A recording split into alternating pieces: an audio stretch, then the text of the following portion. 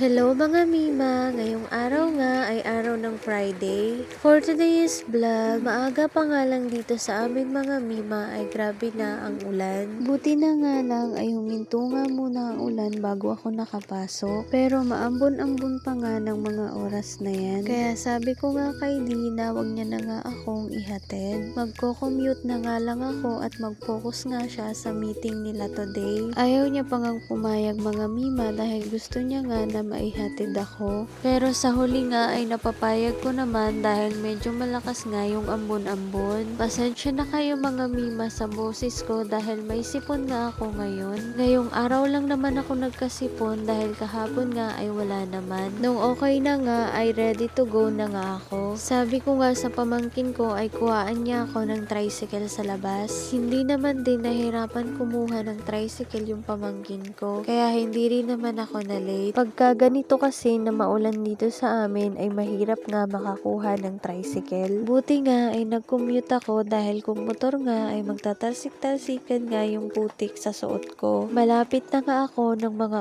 oras na yan. Buti na nga lang ay hindi nga ganun kalakas yung ulan kaya nakapasok din ako ng hindi nga late. Mas okay na nga yung umulan kesa yung sobrang init. Alam nyo naman na tayong mga empleyado kahit nga umulan at uminit ay kailangan pa rin nating pumasok. Nung nasa loob na nga ako ng hospital ay doon nga lumakas yung ulan. Buti na nga lang ay nakapasok na ako sa loob bago pa bumuhos yung malakas na ulan. 8 AM na nga ng mga oras na yan at wala pa nga kaming mga pasyente. Dahil nga siguro ay maulan ngayon. Nung huminto nga ng konti ay lumabas nga muna ako para bumili ng makakain. At ito na nga yung binili ko dahil ito nga ang pwede sa akin. Alam nyo naman na iwas nga sa mga bawal. Fast forward na nga mga Mima, lunchtime na nga ng mga oras na yan. Bumili nga lang din ako sa labas kanina ng ulam. At dahil tag-ulan nga ay sinigang nga ang binili ko. Para nga makahigop ako ng sabaw dahil medyo wala na nga akong panlasa. 1 PM na nga at wala pa naman kaming mga pasyente. Pero ang ulan nga dito sa amin ay maghapon na nga.